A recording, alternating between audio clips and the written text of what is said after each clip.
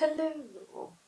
Today we are doing part 2 of that Women's Prize 2019 reading vlog. So today we're reading Ordinary People and we're reading Normal People. 2 books with very similar titles. I have a feeling they're going to have very similar themes. I don't actually know from the blurbs what they're about, but we shall see. We shall see. We shall see how I feel about it.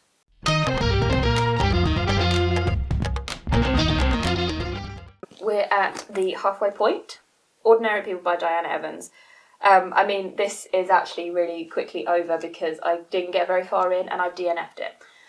Now, part of that DNF is because I really recently read Fault Lines by Emily Itami, and I think they have such similar themes going on, this idea of domesticity and how domesticity can in some ways ruin romance and change who we think our partners are, and just like all these things about married life. And it's very a look at being unhappy when you're in a financially sound position. So it's like what do they call it, first world problems kind of thing.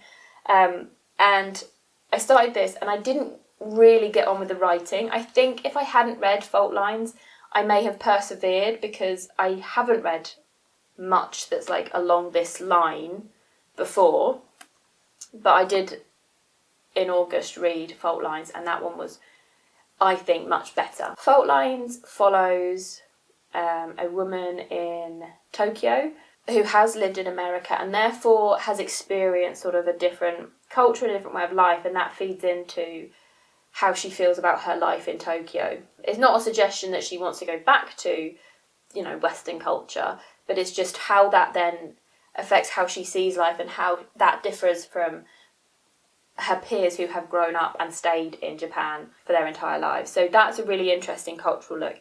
All the characters in this, I believe, are Black and British. So again, it would be interesting sort of culturally to read that, but I didn't get on with the writing style, and the themes being explored are so close to what I've just read that I just was like, I'm not interested. I was really struggling to feel engaged in it. I've heard other people mention about how listy Diana Evans is, and she does. She does like a list, Every time something is described, it is described through lists. Not necessarily a bad thing, but as I say, it just didn't really draw me in.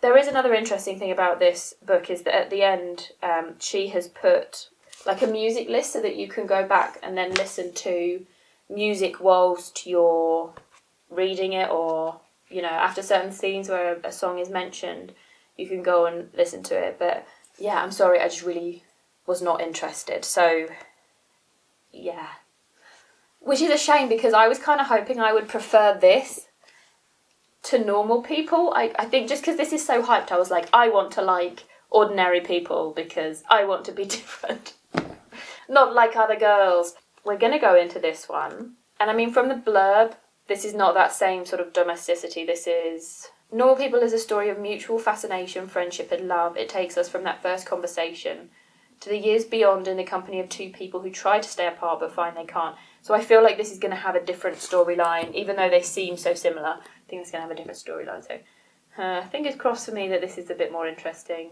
It's so well loved. Hopefully people aren't wrong. But yeah. Unfortunately, the lighting is terrible. It's been a busy week. But I've finished Sally Rooney's Normal People. And this one was really, really, really good. It's very, very different to Ordinary People. I would say, okay, this is going to sound really out there, but hear me out. This is modern day Jane Austen or Charlotte Bronte.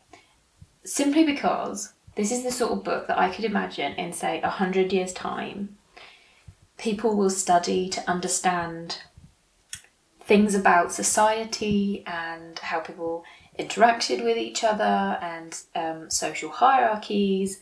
So yeah, that's why I say I think it's like a Jane Austen, is that Jane Austen now is something that we study and we use historically. We psychoanalyze it. We delve into it for feminist things.